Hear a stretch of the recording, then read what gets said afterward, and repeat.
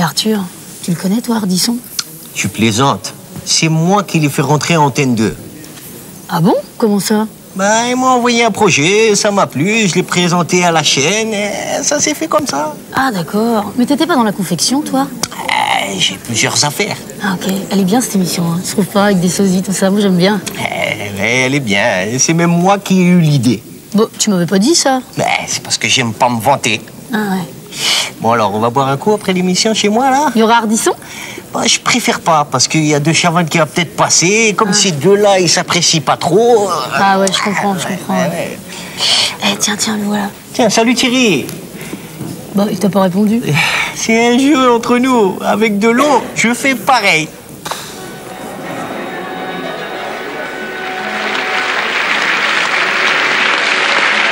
Mesdames, Mesdemoiselles, Messieurs, Antenne 2 et Philips, l'inventeur du compact disque, vous présente la nouvelle émission de Thierry Ardisson.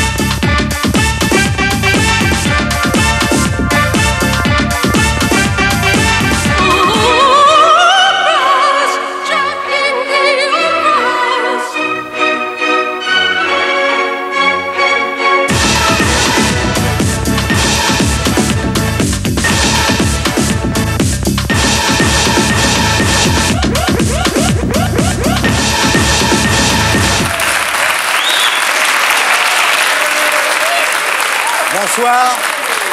Mesdames, Mesdemoiselles, Messieurs, bonsoir. Bienvenue aux Folies Bergères pour Double Jeu. Notre émission de ce soir sera un derby régional, Saint-Tropez contre Monaco. Sexe symbole des années 50, 60, 70, 80, 90.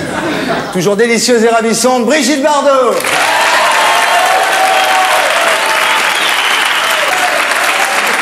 Face à elle, princesse pop et reine du top, son Altesse Sérénissime Stéphanie Grimaldi de Monaco, qui nous revient d'une tournée triomphale au bistrot d'en face. Dis-moi, Brigitte, toi qui défends les grands singes, tu t'occupes de qui en ce moment?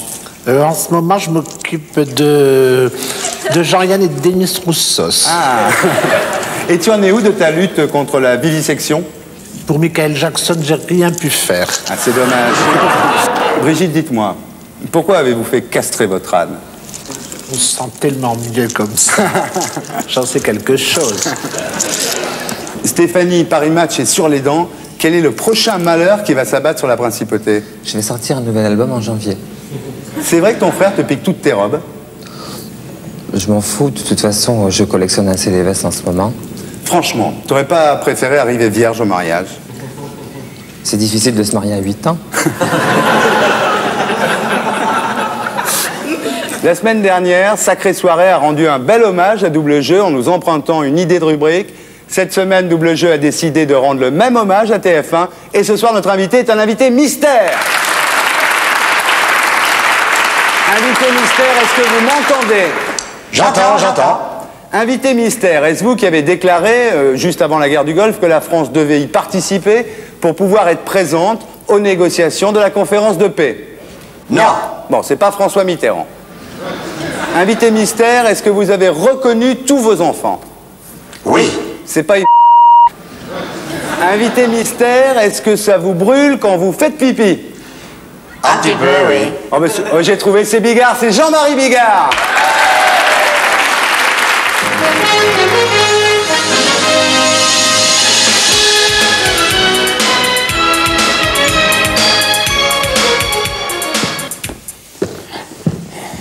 Ton nom? Bigard. Prénom? Jean-Marie. C'est tout? À peu près, oui. Jean-Marie Marcel. T'as des surnoms, je te demande? Ouais, j'en avais un quand j'étais à l'école, on m'appelait Bigou. Et ta pépé, elle t'appelle comment? Elle m'appelle... c'est-à-dire, elle m'appelle pas, elle siffle, elle fait des tas de trucs, mais elle m'appelle pas trop. Date de naissance? 17 mai 54. Alors, t'as les cheveux gras mouillés, gras ou secs? Ils sont normaux et je t'emmerde pas mal.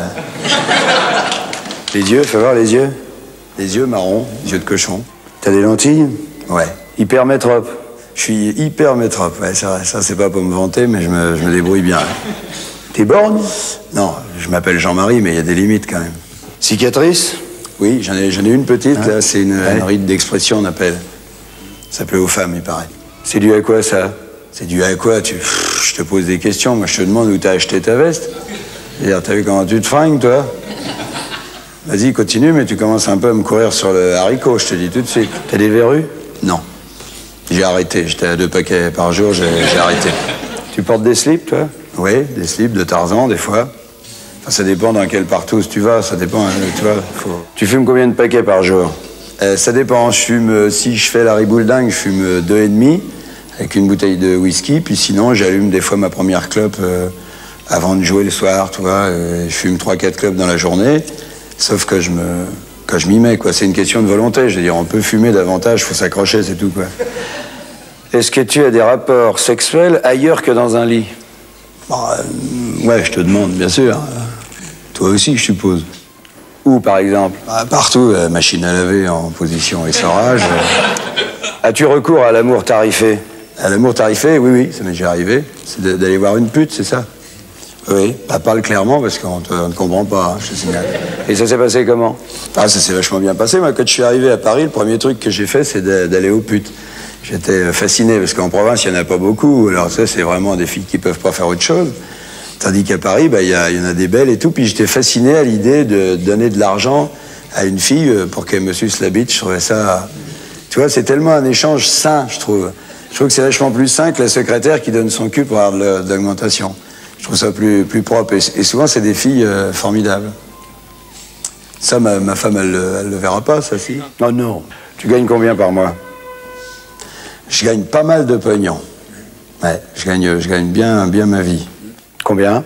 Combien, je sais pas, je me rends pas compte. J'ai une société, moi aussi, je gagne un petit peu.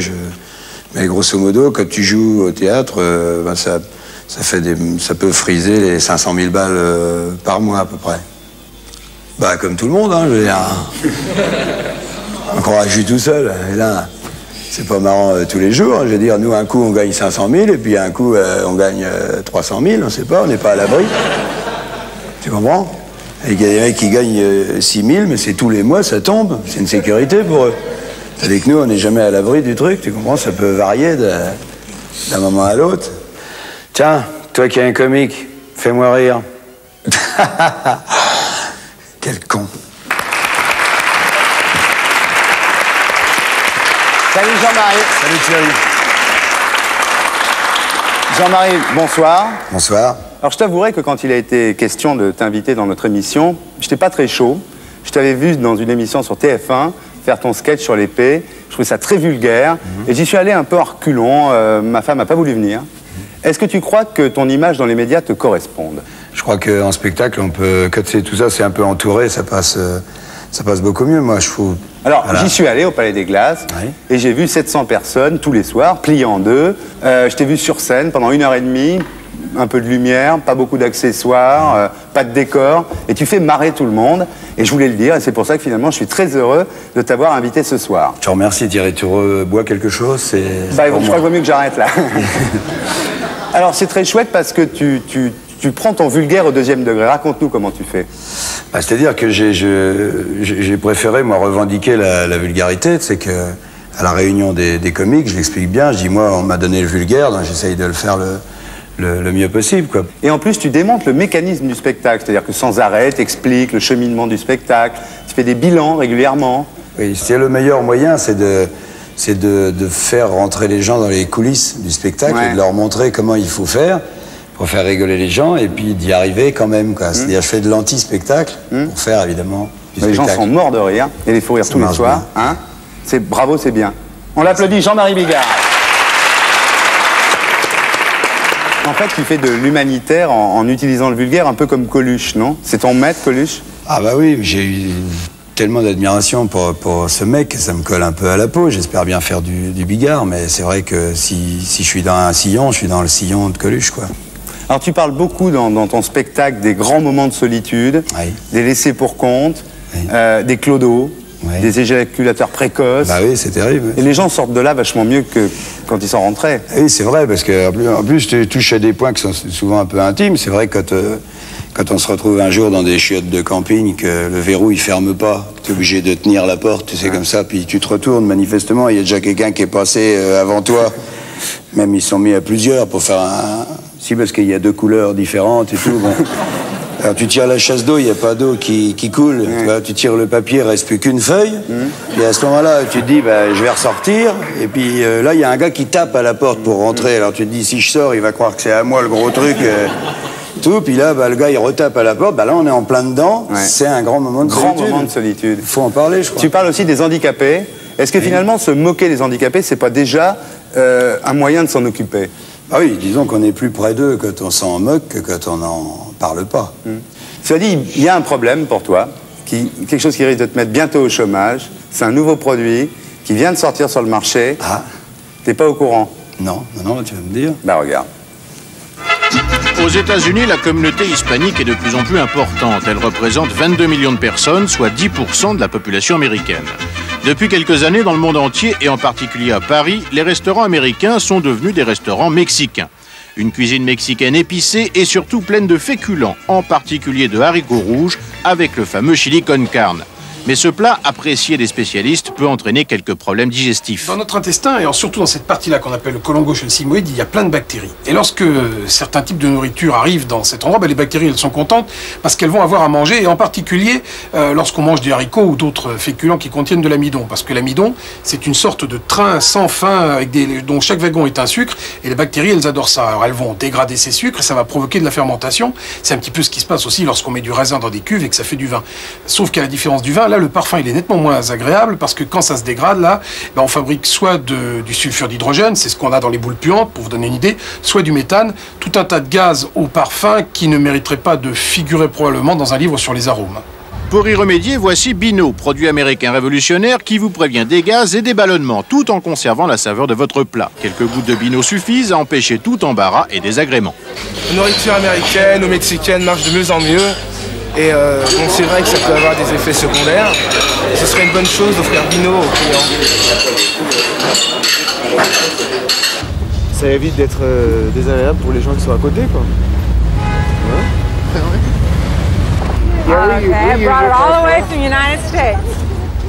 Pour les touristes américains, Bino fait désormais partie des accessoires à ne pas oublier, même quand ils voyagent en France. Voilà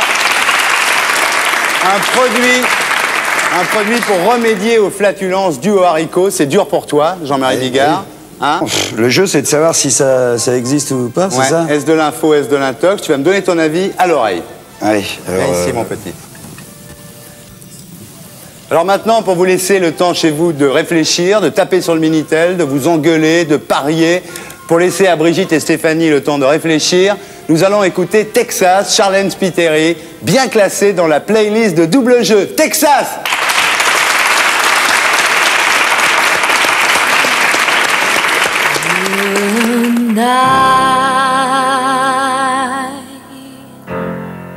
Relieves the day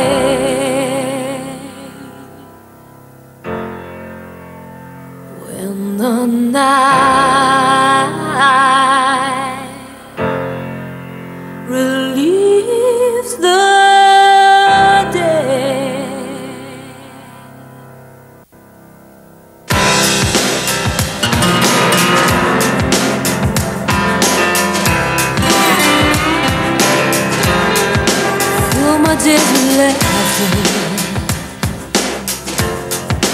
Take away the strain. There's a smile I'd forgotten, but you put it there again. No, I don't wanna lose you. Never wanna see you cry. I don't wanna lose a child. I never say goodbye. All I need is to be with you.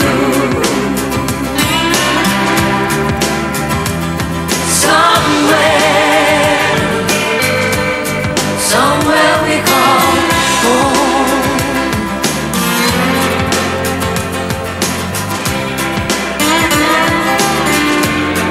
Say that I hurt you and left you far behind, but you knew I'd come running. I just hope that I'm in time, 'cause I don't wanna lose you. Never wanna see you cry. No, I don't wanna lose your child. Never say goodbye. All I need is to be with you.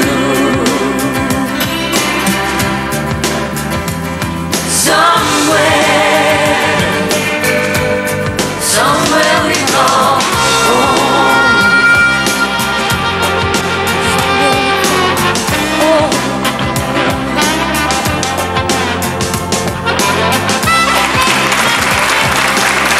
Texas.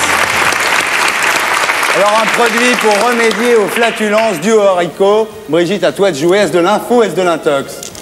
Moi, je dirais info. Tu dirais info, toi? T'as jamais pris, quand même. Pas jusqu'ici, non. Pas jusqu'ici. Et toi, Stéphanie? Je dirais de l'info aussi. De l'info aussi? Oui. Alors toi, je peux le dire maintenant, tu m'as dit que c'était de l'intox. Ouais. Bon, on va savoir, on va écouter notre expert, Philippe Guérin. Est-ce de l'info, est-ce de l'intox, Philippe? Ça sent mauvais sur ce plateau ce soir, parce que c'est de l'info. Ah,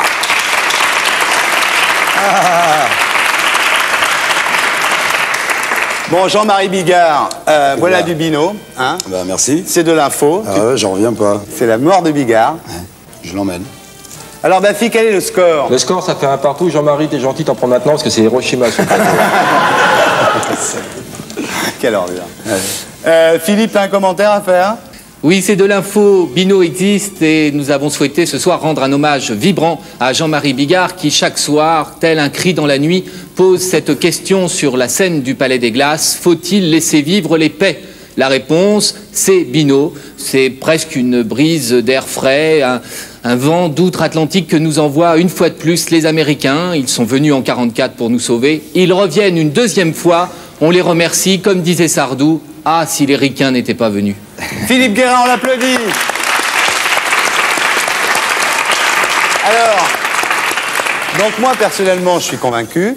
Bientôt, ma femme le sera aussi. Il y a donc 700 personnes qui sont convaincues tous les soirs. Bigard est un nouveau grand du nouveau rire. Sérieux. Mais les gens dans la rue, je ne sais pas s'ils sont encore tous convaincus. Ah, là, je me doute que... Tu vois venir le coup, là? Ouais, je le vois venir, ouais. Comme c'est Bafi qui pose la question, je me demande si c'est bien sérieux. Bon, on va voir. Laurent Bafi, costard de star.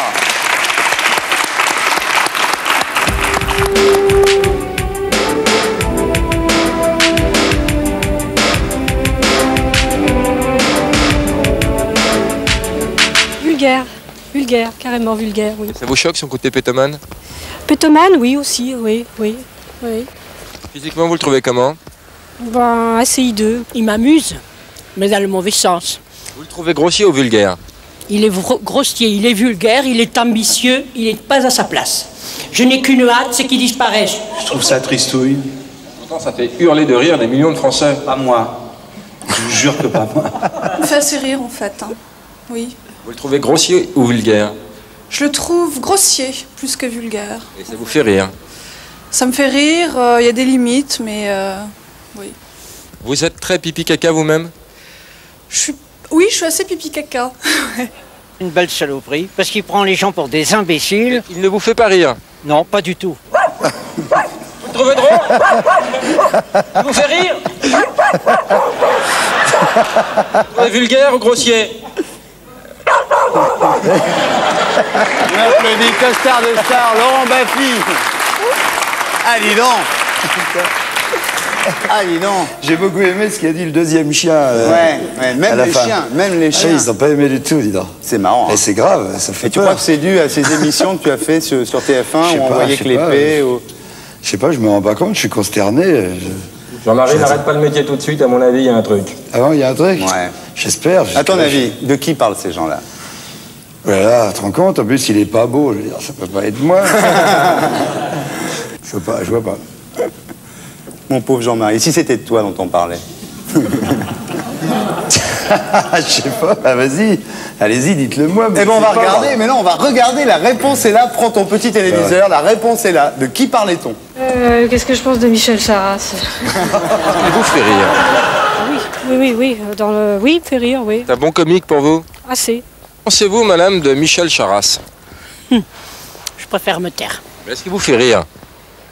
Il m'amuse, mais dans le mauvais sens. Que pensez-vous? Arrêtez-vous. Voilà. Que pensez-vous de Michel Charasse? J'ai pas très envie de répondre, c'est très ennuyeux ou pas? Est-ce qu'il vous fait rire? Oui, il me fait assez rire en fait. Hein. Monsieur, que pensez-vous de Michel Charasse? Pour moi, c'est une belle saloperie. Plutôt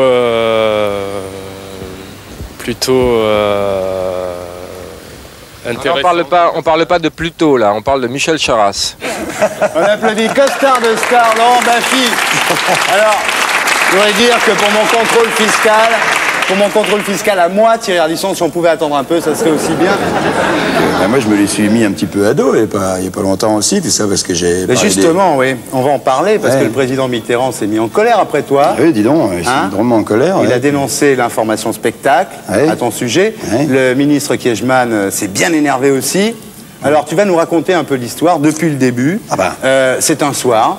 Tu es chez TF1 dans une émission de Sabatier qui s'appelle Si on se disait tout. Voilà. Et vous vous êtes tout dit d'ailleurs. Oui, à peu près. Et puis bon, il y avait Yves Chalier qui était là, qui était en train d'expliquer des trucs ignobles que les gens y font, mais enfin authentiques, quoi. Puis là-dessus, il m'a demandé ce que je pensais de la politique. Puis moi, j'ai dit que, moi, à mon avis, à gauche, il y a les gentils, à droite, il y a les méchants. Et puis que quand on sait qu'on peut tous être un enculé à un moment ou à un autre, je dis, si le mot enculé vous gêne, on peut dire autrement. Un gars qui se laisserait aller à des malversations ou qui gaulerait un peu de pognon pour protéger un pote, enfin, on va dire enculé. À mon avis, on va gagner du temps. Et alors, je dis, quand on sait qu'on peut tous, à un moment ou à un autre, être un enculé, moi je dis qu'à ce moment-là, vaut mieux être un enculé de droite qu'un enculé de gauche. Parce que l'enculé de droite, lui, il a un petit peu prévenu au départ. Il s'est mis dans le camp des méchants. Tu vois un gars de droite arriver, tu serres les fesses, tu dis attention, ce gars-là il risque de m'enculer, et puis méchamment. Par contre, tu vois un gars de gauche arriver, toi t'es complètement détendu, il est dans le camp des gentils, et puis le mec il t'encule quand même. Moi je dis que là il te la met quand même beaucoup plus profond que du fait que t'étais détendu. Alors donc, c'est un peu ce que j'ai dit, quoi. Alors, déjà, j'ai dit enculé, parce qu'après, M. Kiechman a dit à l'Assemblée... Il a dit la politique ne doit pas se diviser entre sodomisés de gauche et sodomisés de droite. Voilà. Alors là, ça, c'est une erreur, parce que déjà, il déforme le propos. Moi, j'ai bien dit enculé, je maintiens. C'est pas la même chose. Sodomisé, c'est très différent. T'as regardé dans le dictionnaire? J'ai regardé, moi, dans ma grande encyclopédie. Alors, enculé et enculé et c'est marqué expression populaire qui vise à montrer le mépris qu'on a de quelqu'un. Point. C'est-à-dire qu'il n'est pas question de pénétration ni de coït anal quelconque. Par contre, dans sodomiser, c'est la bistouquette dans le trou de balle. C'est très moche. Faut pas dire ça à l'Assemblée, c'est très moche, c'est très vulgaire. Dis-moi, si tu étais attaqué, tu prendrais qui comme avocat? Kiechman. Pourquoi? Parce que je pense que c'est un grand avocat, puis c'est un grand défenseur des droits de l'homme, des lois et de la liberté d'expression. Donc moi je préférerais qu'ils me défendent plutôt qu'ils m'attaquent. Alors tu as dit, si les hommes politiques arrêtent de nous faire rigoler, nous les comiques on arrêtera de faire de la politique. Quand on sait que pour diriger un pays, de temps en temps il faut faire péter un bateau, tu vois, par exemple, c'est vrai, on a fait nous, et puis ce qui est bien à gauche c'est qu'ils le disent quand ils font une connerie quand même, ça on peut pas leur reprocher. Quand ils sont piqués, ils le disent. Mais c'est vrai que nous, on a fait quand même, là on fait péter un bateau dans des eaux territoriales où on n'a rien à foutre. On fait une action de guerre dans un coin où il y a mort d'hommes et tout le merdier, c'est commandé par le gouvernement. On envoie des espions, parce que nous on a les espions les plus connus du monde. Nous on envoie la photo avant et tout, puis après on leur fait une pub d'enfer, ils font les 20h30 et tout. Donc je dis que quand on sait qu'il faut faire ça, faut faire attention aux propos qu'on tient. Je crois qu'on veut simplement avoir des mecs, des nouvelles gueules, peut-être, puis des nouveaux mecs qui vont simplement faire leur boulot. Ouais. Jean-Marie, ce soir-là, je pense que TF1 aurait été beaucoup plus à l'aise vis-à-vis de la présidence de la République s'il y avait eu une panne d'émetteur. Oui, sûrement, hein. Tu vois? Et tu vas voir ce qui se passe quand il y a une panne d'émetteur. Ah. Aujourd'hui, le téléspectateur est un client exigeant. Pour le satisfaire, les professionnels de la télévision le sondent régulièrement pour lui offrir des programmes de plus en plus captivants. Mais hélas, il arrive parfois que l'indice d'écoute de certaines émissions, pourtant de grande qualité, se trouve bouleversé par d'incompréhensibles caprices hertziens. Qu'est-ce qui se passe? Sur l'émetteur? Je sais pas. Habitué. Oh! Quand il y a une panne, la première réaction, c'est de zapper pour voir si les concurrents, eux aussi, profitent ou bénéficient de cette panne. Nous avons eu, en 1990, 11 960 coupures d'émetteurs de télévision. Alors, il faut pondérer ce chiffre par deux considérations. Premièrement, beaucoup de ces coupures sont courtes, de courte durée. Deuxièmement, nous avons plusieurs milliers d'installations pour desservir l'ensemble du territoire. Comme nous avons, vous et moi, nous tous, le même diffuseur, généralement, lorsqu'il y a une panne d'émetteur, elle profite à tout le monde. Mais qu'en est-il de l'audimat quand une sournoise panne d'émetteur prive cruellement les téléspectateurs de leur émission préférée? Une récente étude nous apprend qu'ils ne quittent pas pour autant leur téléviseur. Premier enseignement, c'est surprenant, c'est le pourcentage de récepteurs qui restent allumés en cas de panne et qui s'élève à plus d'un tiers des récepteurs, 36% au total de la population, dont 15% pour TF1, 8 ou 9% pour Antenne 2, 4% sur FR3, et le total, c'est-à-dire 9 ou 10 points qui restent, se partage entre les autres chaînes. Mais je ne connaissais pas ce sondage. Ce que je sais, c'est qu'aux États-Unis, on a mesuré le débit des chasses d'eau en cas de rupture d'écran, ou le nombre d'enfants fait dans les ascenseurs, mais ça me semble tout à fait intéressant comme question. C'est vrai qu'on a une qualité de panne exceptionnelle et que la neige, si vous voulez, qui tombe devant l'écran est meilleure que la vôtre. Et ça j'y peux rien. Il arrive même parfois, si vous voulez, que dans certains programmes, la panne fasse une meilleure audience que le programme lui-même.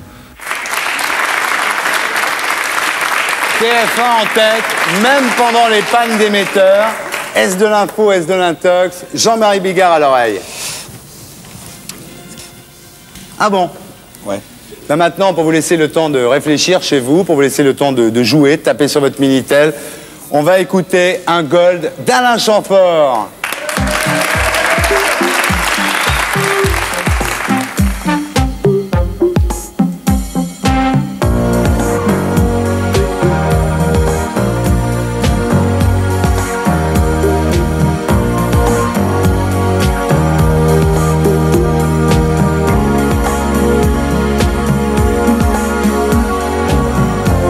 M'évader d'ici et voir d'autres pays, m'enfuir loin d'ici vers d'autres paradis, un jour se dire go, tout là-bas au Congo, Doré Disney Digo.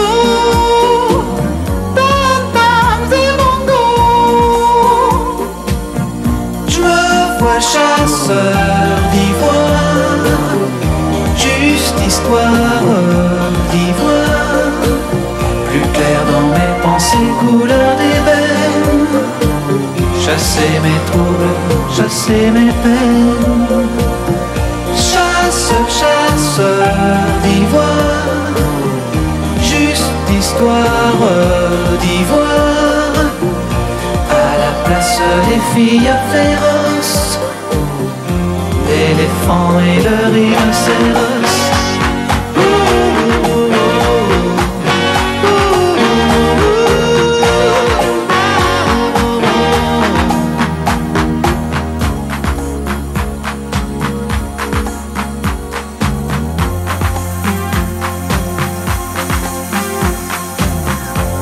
M'évader d'ici et voir d'autres pays, m'enfuir loin d'ici vers d'autres paradis, marchand de rêves m'évader comme un trafiquant d'art.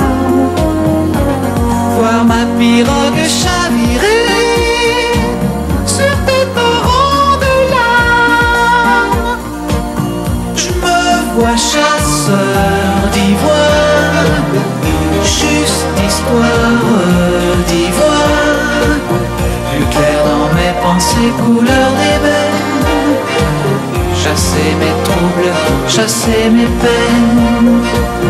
Chasseur, chasseur d'ivoire, juste histoire d'ivoire, à la place des filles féroces, l'éléphant et le rhinocéros. Alain Chamfort. Alors TF1 en tête, même pendant les coupures d'émetteurs. Ce qu'on va savoir, Stéphanie, à toi de jouer. Est-ce de l'info, est-ce de l'intox? C'est de l'info. C'est de l'info. Pourquoi? Je sais pas. Tu sais pas, mais tu le sens comme ça. Voilà, je le sens. L'intuition féminine. Peut-être. Ouais. Et toi, Brigitte? Ah, moi, je dirais comme les autres, c'est de l'info aussi. Tu dis que c'est de l'info aussi? Tu sais pas pourquoi non plus? Non plus. Bon, toi, Jean-Marie, tu m'as dit que c'était de l'info. Oui, parce que moi, je vois, il y a un sondage aussi qui décèle qu'il y a des fois Canal+ qui fait un audimat terrible, même chez des gens qui n'ont pas de décodeur, surtout pendant les films de cul, parce qu'ils les regardent crypter les films. Ça fait... C'est plus sexy. Faut pas que c'est plus sexy comme ça? Bah oui, parce que les dialogues sont souvent tellement tartes que des fois c'est presque mieux comme ça, ouais. Bon, bah écoutez, Philippe Guérin, notre expert. Ah, j'avais peur que Baffy ait bavé auprès de Steph de Monac, mais ça n'est pas le cas. C'est de l'intox. Ah, bravo.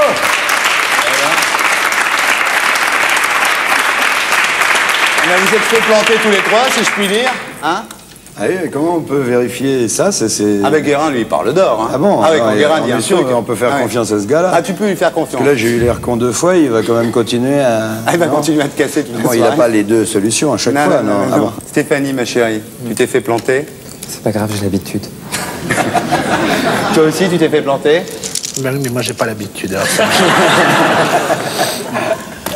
Alors Laurent, quel est le score? Ça fait toujours 1 partout et j'ai pas bavé auprès de Stéphanie. Je pensais que c'était Albert en plus. Il dit n'importe quoi, Guérin. Alors Philippe, est-ce que tu peux nous donner ton commentaire là-dessus? C'est de l'intox, il n'y a aucune étude qui ait été faite sur les coupures d'émetteurs et leur audience, bien qu'à mon avis, si une telle étude était faite, Antenne 2 arriverait largement en tête. À ce propos, je vous propose maintenant une expérience. Je vais dans quelques secondes couper les émetteurs d'Antenne 2 dans toute la France. Je répète, couper les émetteurs d'Antenne 2 dans toute la France, à La Roche-Migène, dans les Dom-Tom et même sur le satellite. Je vais ainsi pouvoir vous prouver qu'Antenne 2 sous la neige est bien meilleure que toutes les autres chaînes. Philippe, calme-toi, calme-toi. Fais tes expériences en laboratoire, calme-toi, mon Philippe. Voilà, tout doux, tout doux. Voilà, voilà. Ah là là, ça y est, il est calmé. Tu sais, des fois, hein... Tu les tiens, c'est dur, tu sais. Ouais. Et des fois, celui-là, il est difficile à tenir. Alors, Jean-Marie, est-ce que tu connais le portrait chinois? Le portrait chinois, non, ça me dit rien. Je connais les proverbes chinois. Ouais. Dis-moi un proverbe chinois pour voir. Chinois, les Chinois sont très forts. Tu vois, par exemple, les proverbes chinois, ils disent une de perdue, une de perdue. Ça se vérifie tout le temps. Ouais. Pas de nouvelles, pas de nouvelles. Les Chinois, ils disent toujours, faut pas vendre la peau de l'ours. Non, faut pas la vendre. Femme à lunettes, tu vois, tu peux pas lutter, je veux dire, c'est fort. Rien ne sert de courir, ça sert à rien du tout. Donc ça, je les respecte beaucoup pour ça, c'est toute la... Alors le portrait chinois, si tu veux, c'est définir la personnalité de quelqu'un à travers des questions style, si tu étais une fleur, par exemple. Alors, si tu étais une fleur, tu serais quoi, toi, comme fleur? Je sais pas, peut-être une rose, ou comme ça. Ouais. Tu vois, c'est con. Tu vois bien que c'est con. C'est un peu con, ça. Alors nous, personne, on le voit bien. Absolument. Ouais. Alors nous, ici, on fait l'anti-portrait chinois. Si c'était une injure. Enculé, je vais garder mon enculé. Bah ouais, maintenant, ça parce qu'il marche bien en ce moment. Ouais, c'est comme enfoiré, ça va te coller au cul, comme on dit. Oui, d'accord. Je peux dire. Si t'étais un accident? Je serais un accident de chasse, je crois. Ça me ferait bien marrer. Moi, j'aime bien quand ils se tirent un peu entre eux, ça change un peu. Michel Droit, quoi. Ouais. Ça fait un peu de répit aux bestiaux. Machin. Bah, tu connais la blague des deux chasseurs qui cassent la croûte, ils ont posé leur fusil sur un arbre, puis il y a un des 2 fusils qui glisse, puis il y a un des deux chasseurs, il se prend les 2 décharges de chevrotine en pleine gueule, il est bifté caché, tu vois. Puis son pote, il se retourne, il le voit, et ben, il dit « T'en fais une tête ?» Il dit « Moi aussi, j'ai eu peur. » J'aime bien les chasseurs. Et si t'étais un collabo? Un collabo? Laval, il jouait en 2e division, fais gaffe. Il ne serait pas à Laval parce qu'il joue en 2e division. Si t'étais un bouton, un gros bouton. Un gros bouton? Ouais. Tu serais quoi comme ça? Un gros bouton sur la gueule de Mylène Farmer. Ouais. Si c'était une cicatrice? C'est pourquoi les femmes belges, Elles s'endorment toujours avec un doigt dans la choupinette. Non. Parce qu'elles ont peur que ça cicatrise.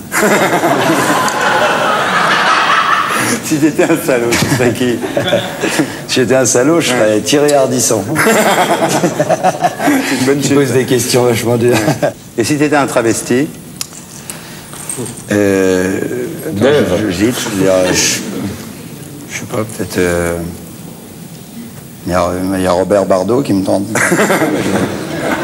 Mais tu vois, le Bafi Show de cette semaine est consacré aux travestis. Ah bah, très bien. Et on voit avec quelle facilité les gens sont prêts à se travestir. Le Bafi Show!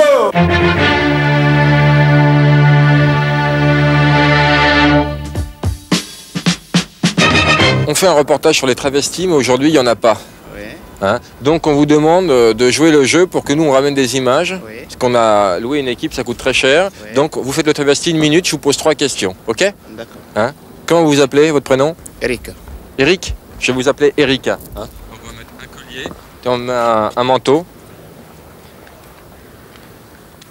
Voilà, on va aller très très vite. Posez vos affaires par terre, hein. Personne ne va venir...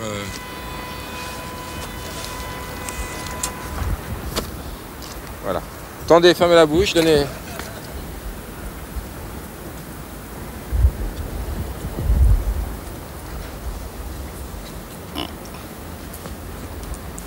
Voilà.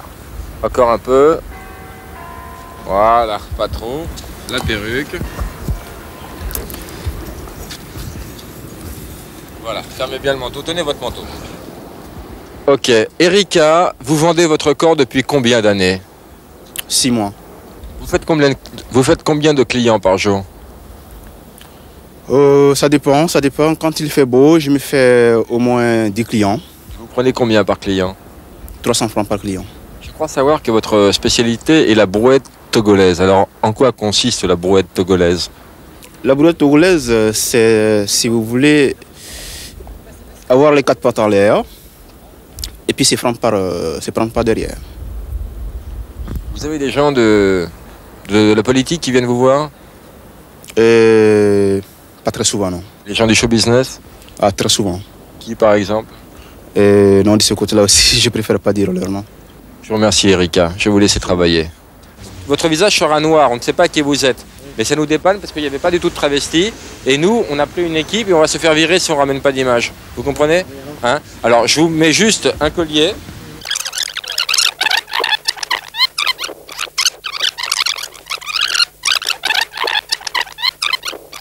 Jacqueline, on l'a refait. Jacqueline, vous vous prostituez depuis combien d'années maintenant? Il y a 59 ans. Puis vous faites le trottoir? Voilà. Vous n'êtes pas vraiment une première main donc? Non. Et vous prenez combien de clients par jour? 150, 160, ça dépend. C'est tout, merci beaucoup Jacqueline. Oui, tiens. Laissez-le, parce que avec ce que vous trimballez là, c'est pas... Venez.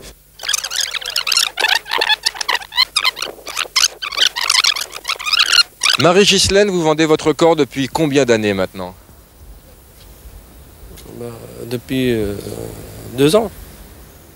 Je crois savoir que vous avez une spécialité, ça c'est à vous, c'est le chariot tournant. Alors combien vous prenez pour cette spécialité? Bon, dans les 300 francs. Et vous faites combien de clients par jour? Dans 10, 12. Comment s'appelle votre meilleur client? Mon meilleur client? Bon, je demande pas leur nom. Vous me disiez tout à l'heure que Thierry Ardisson venait vous voir tous les jours, c'est vrai? Ouais. Ouais, c'est vrai. Qu'est-ce qu'il vous demande? Thierry Ardisson, demande à sucer. Le Bafi Show. Bravo.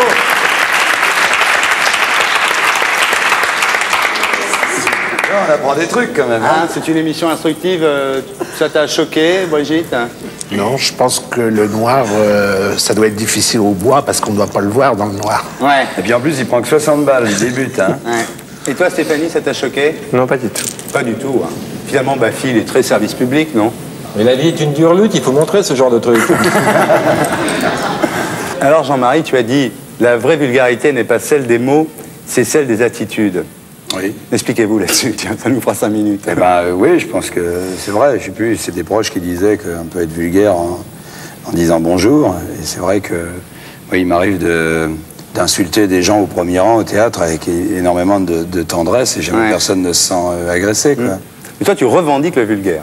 Ah oui, moi, c'est mon truc. Et moi, on m'a donné le vulgaire, je m'en occupe.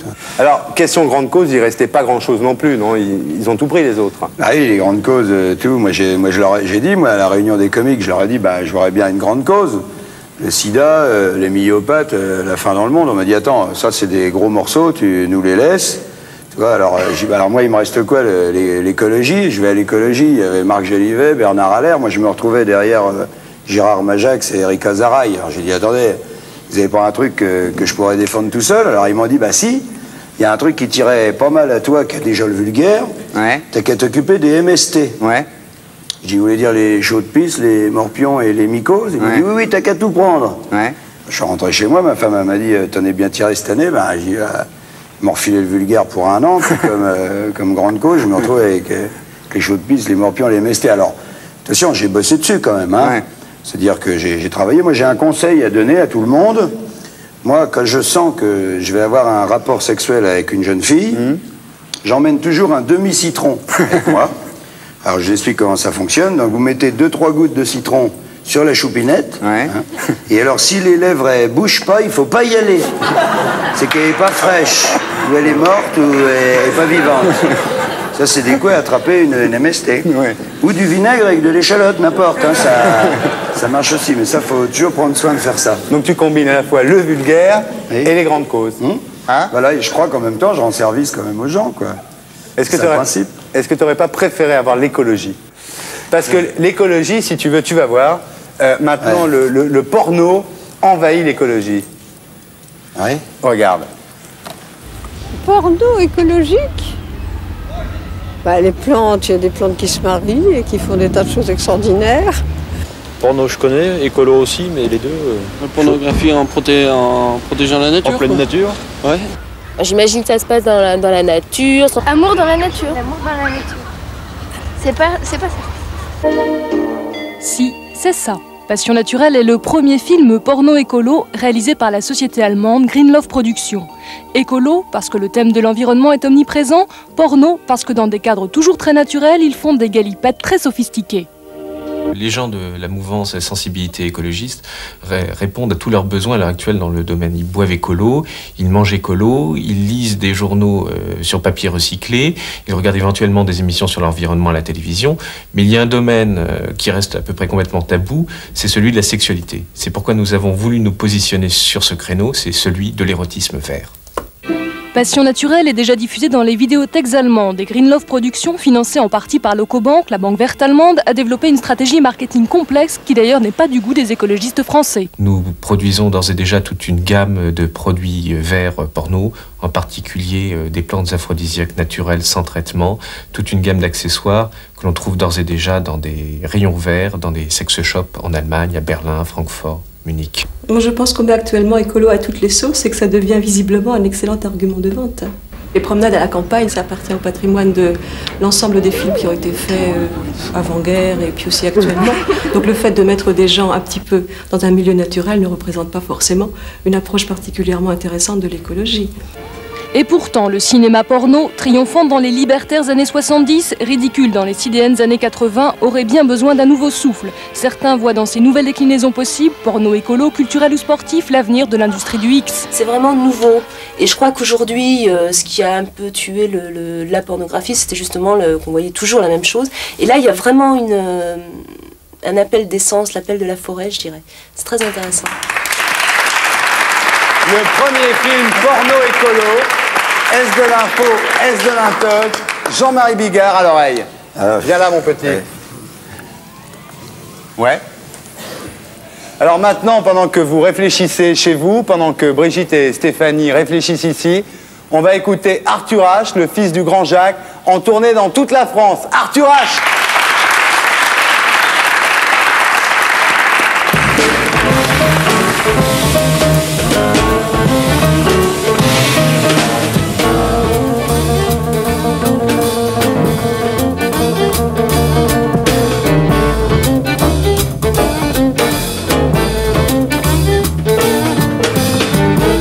Got a manœuvre de chaque escale, je pense à toi.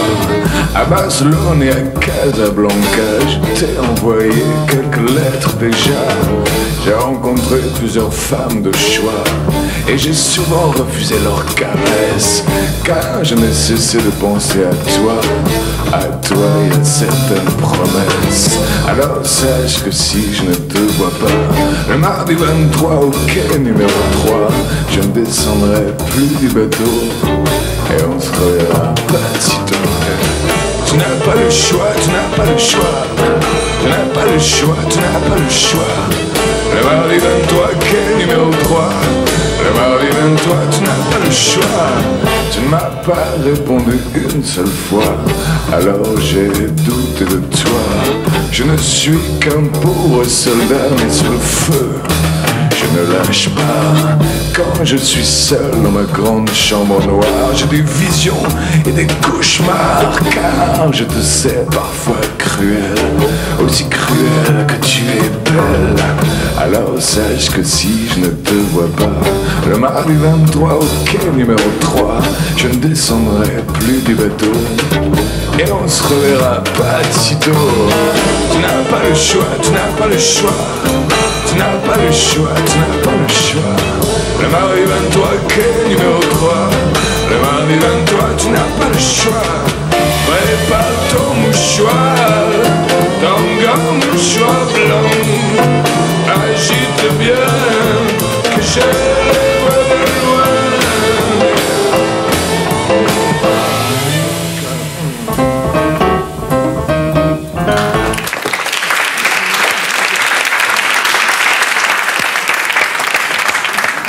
Arthur H, bonsoir.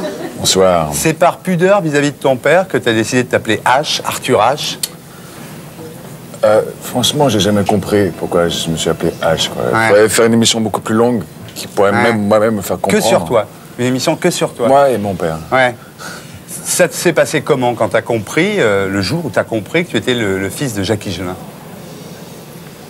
Avant, c'était ton papa. Et puis un jour, tu t'es aperçu que c'était une star. Ça s'est passé comment? Mal, ça m'a tout de suite ennuyé. Ouais. Pourquoi t'aimais pas ce qu'il faisait? Si, beaucoup, ouais.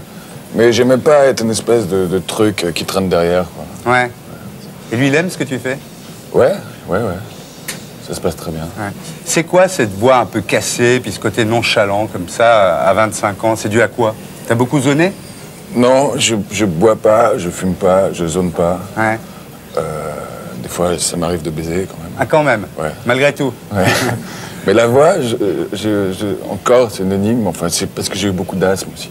Beaucoup de problèmes. Ah, pour chanter, c'est parfait. Allergie, c'est parfait. Ah ouais, il n'y a pas de problème. Tu regrettes des fois que ton père était employé de banque? Ouais, des fois, ouais. C'était dur d'avoir un papa artiste? Bah, disons que c'était pas trop dur, puisqu'il n'était pas là. Ouais. Merci. Merci.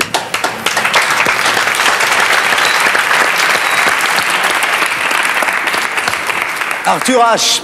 Alors, le premier film porno écolo, est-ce de l'info, est-ce de l'intox? Brigitte, à toi de jouer.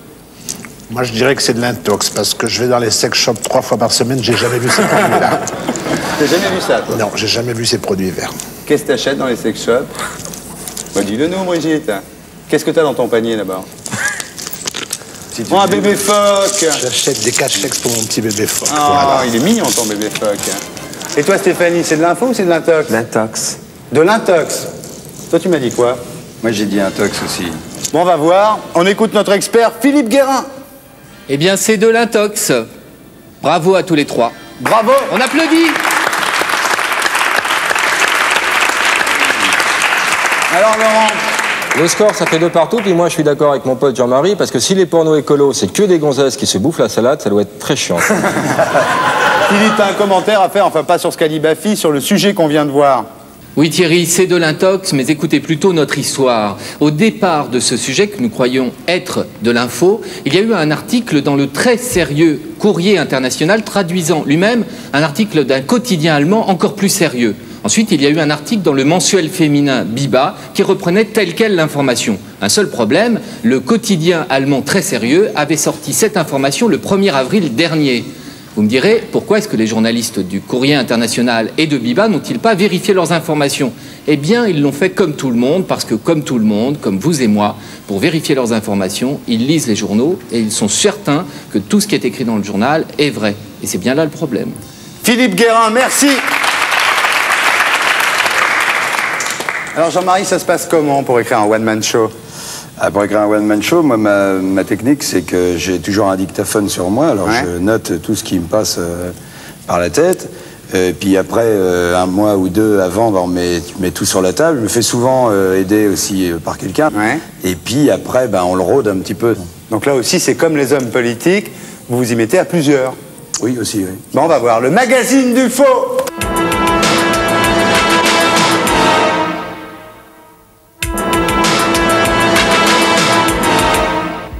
C'est l'histoire des coulisses d'un grand théâtre, mais pas un théâtre de boulevard.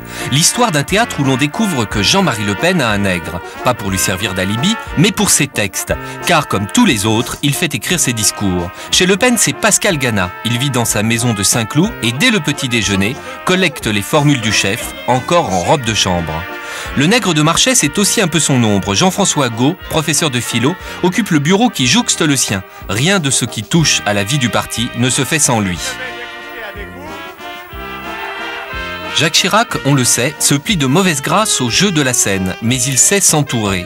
Quand elle n'écrit pas ses propres pièces de théâtre, une charmante jeune femme, Christine Albanel de la Garde, lui concocte ses cocktails de mots. En d'autres temps, Chirac eut des nègres fameux. Bruno Maigret, aujourd'hui passé au Front National, mais aussi Toubon, Balladur et bien sûr Alain Juppé. Si tous ont leur nègre, ils le reconnaissent plus ou moins volontiers. Fabius a un franc culot. Il déclare « Je ne laisserai personne se commettre à ma place » pendant qu'Henri Weber et Lionel Zinzou gradent besogneusement en coulisses et en secret. Même mauvaise foi de Giscard, il s'est même brouillé avec son nègre fétiche Yves Canac. Motif, Canac écrivait du Canac. Après Yves Canac, mais aussi après Alain Lamassoure, Giscard, fier de son talent d'écrivain, a décidé d'écrire seul ses mémoires. Jean Cérizet est au chômage. Édith Cresson, elle, est célèbre pour son parler vrai, naturel en apparence. Eh bien non. Si François Lafont, agrégé d'histoire, met en forme les discours, un ancien journaliste du Monde, Gilbert Comte, est nègre spécialisé dans la petite phrase qui fera mouche. François Mitterrand entretient merveilleusement bien son image de Balzac élyséen, tout en confessant, tout comme Proust, « Je rature beaucoup ». Parmi les nègres abonnés au discours de l'Élysée, Régis Debray, mais aussi l'ancien prix Goncourt 1990, Éric Orsena. Deux femmes, Sophie Boucher et Laure Adler, un ancien directeur général d'Antenne 2, Jean-Michel Gaillard, mais surtout Laurent Fabius, comme quoi être nègre est une situation d'avenir. Quant à la lettre envoyée à tous les Français en 1988, c'était une idée de Jacques Séguéla, rédigée par Jean-Louis Bianco, Hubert Védrine et Hervé Hanoun, enfermés pour l'occasion tout un week-end près de Latché. Enfin, une devinette. Voyons Charles Pasqua. Ses bonnes plaisanteries, son humour cherché, vous connaissez. Mais c'est bien sûr Basile de Kock, président du groupe Jalon, frère de Karl Zéro, ex de Double Jeu. Bravo! Emmanuel Faux, c'est ton vrai nom ou c'est un pseudo?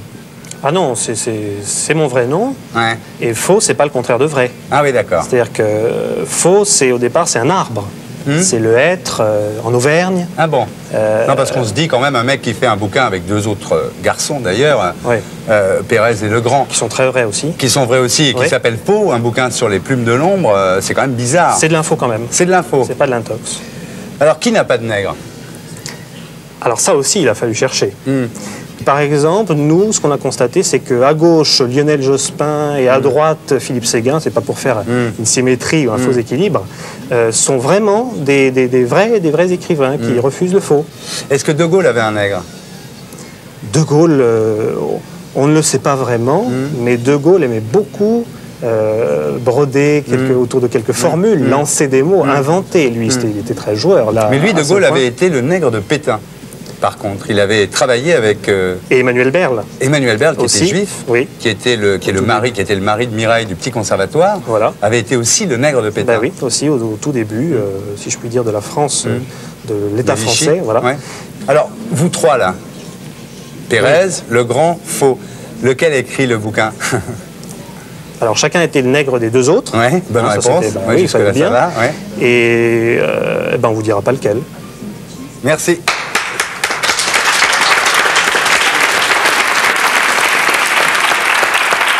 Emmanuel Faux, auteur des Plumes de l'ombre. Alors, Jean-Marie Bigard, tu viens de te marier.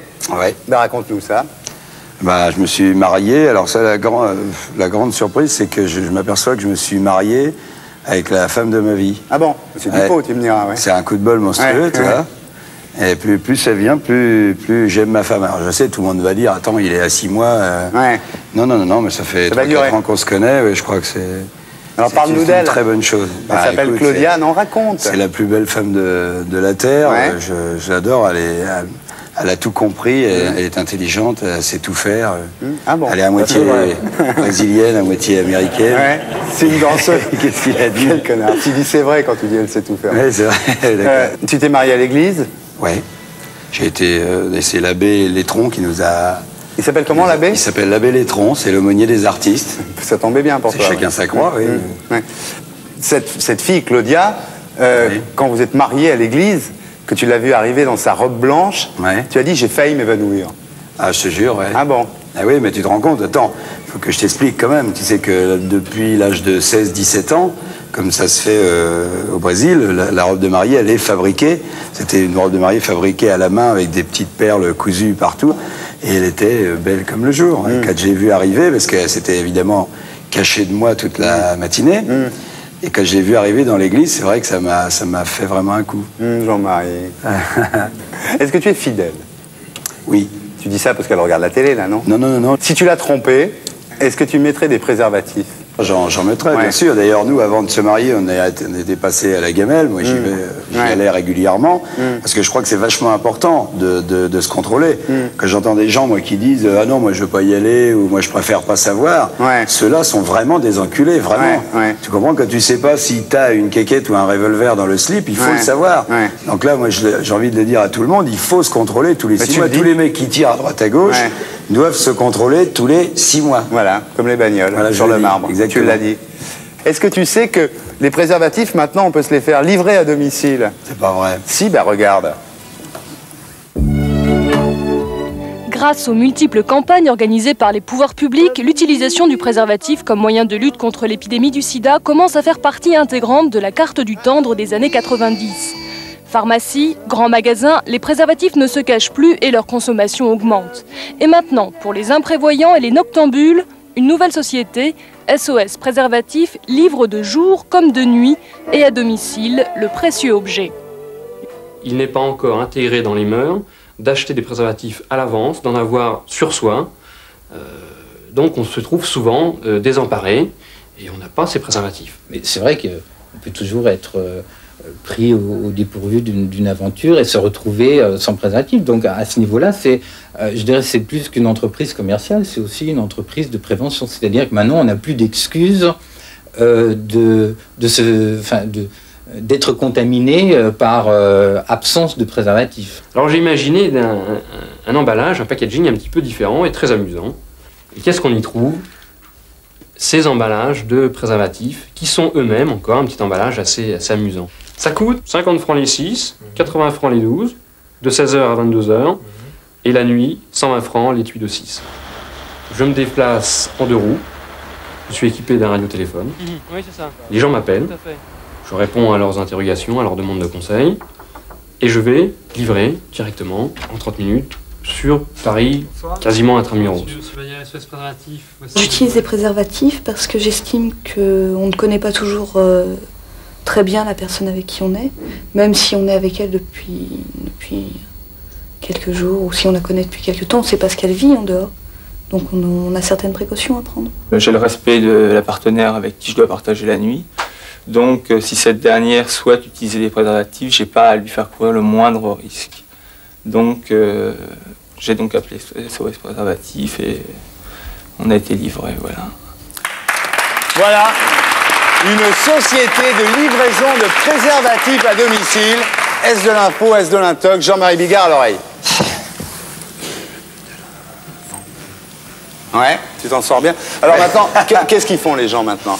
Qu'est-ce qu'ils font les gens? À mon avis, ils sont en train de taper sur le Minitel à mort pour répondre. Ils cherchent, ils regardent. Tu as tout compris. Ouais. Tu as tout compris. C'est bien Jean-Marie Bigard et nous on regarde. PM Down, ça vient de sortir.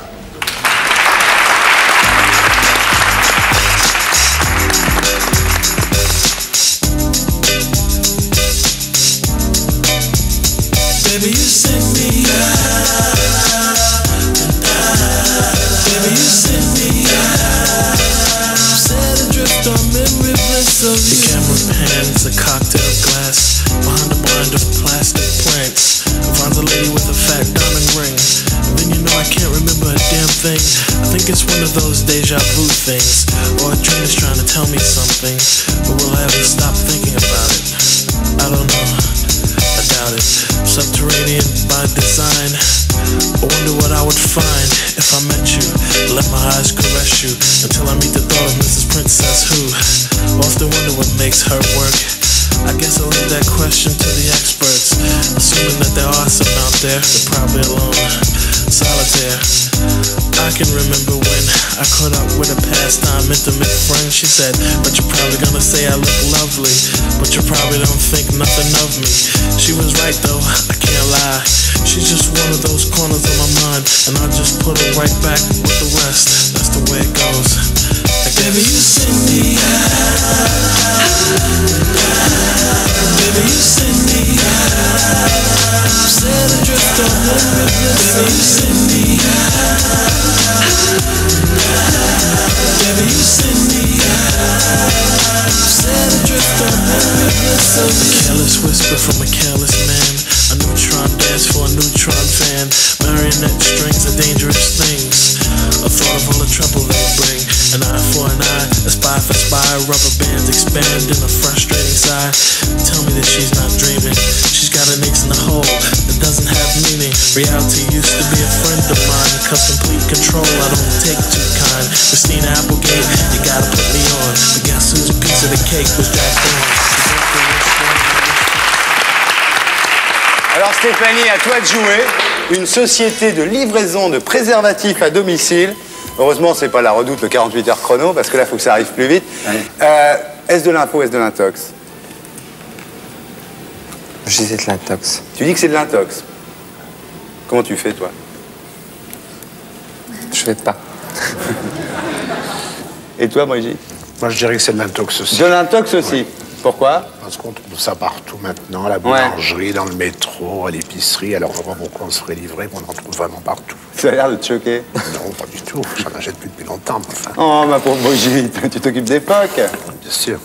Toi, tu m'as dit que c'était de l'info, toi. Peut-être même qu'il livre des gonzesses, au cas où, le temps qu'elle arrive, si la gonzesse s'est barrée, il dit bah, sinon j'en ai dans la camionnette en bas, je peux vous dépanner, toi. Ouais. Bon, on va savoir, Philippe Guérin, est-ce de l'info, est-ce de l'intox? Sans jeu de mots aucun, Stéphanie et Brigitte, vous m'avez fait extrêmement plaisir en répondant que c'est de l'intox, puisque c'est de l'info. On applaudit. Ah!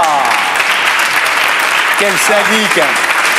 Alors, Lolo, c'est quoi le score? Le score, ça fait 2 partout et tir au but encore. Et maintenant, mesdames, messieurs, pour la 2e semaine consécutive, le tir au but, mon cher Bigard. Tu vas assister à ça. Oui. C'est terrible, le tir au but. Tu te souviens, Barry? Oui, dis donc. Mais ça recommence ici, c'est tous les samedis soirs. Brigitte, tu es prête? Oui. Question. Hervé Bourges a remonté Antenne 2. Vrai ou faux? Faux. Faux, c'était TF1. Bravo!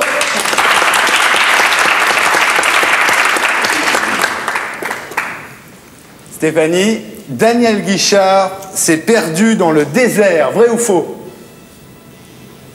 Daniel Guichard? Vrai. Vrai. D'ailleurs, pour lui, c'est toujours la traversée du désert. Bravo. On en est à combien, Laurent? 1 partout, 2e tour. Oh là là, ça va très très mal se terminer. Alors allons-y, Brigitte. Catherine Lara a 2 enfants. Vrai ou faux? Faux. Bravo! C'est facile. C'est quand même des questions faciles, tout ça. Claude Sérillon va avoir une nouvelle émission sur Antenne 2. Vrai ou faux? Faux. Faux. Bah bien sûr, bravo. Ouais, très au courant. C'est très très bien. Laurent? 2 partout. Oh là là là là là là. Alors allons-y, Brigitte. Christine Bravo a trouvé un mec. Vrai ou faux? Faux. Eh bien c'est vrai. Et c'est un grand espoir pour Daniel Gilbert. On ne t'applaudit pas, Brigitte. Alors maintenant, attention. Attention. Yves Mourouzi a co-signé les paroles de Casser la voix. Vrai ou faux? Faux. Faux, bravo, ben voilà. Eh ben c'est réglé. C'est Stéphanie. Alors ma petite Stéphanie, je te félicite. Tu prends ton téléviseur, tu regardes tous les beaux cadeaux Philips qui vont défiler, et tu me dis celui que tu veux. Je vais prendre le Matchline. Le téléviseur Philips Matchline 70 cm effet surround, tri-standard, PAL CK NTSC. On applaudit Stéphanie de Monaco. Alors, nous en plus, on te donne, en plus, Francis Cabrel, du nombre à l'autre. Là, c'est que des disques de Francis Cabrel, que les meilleurs. Et la cassette de Bigard, comme ça, t'en auras soupé pour la soirée. Tiens, ma biche. Et voilà. Alors, est-ce que tu t'es déjà confessé, toi? Non, jamais. Donc, c'est la première fois que tu vas te confesser? Ouais, première. Eh bien, viens, mon petit, on y va. Jean-Marie Bigard, mesdames, messieurs.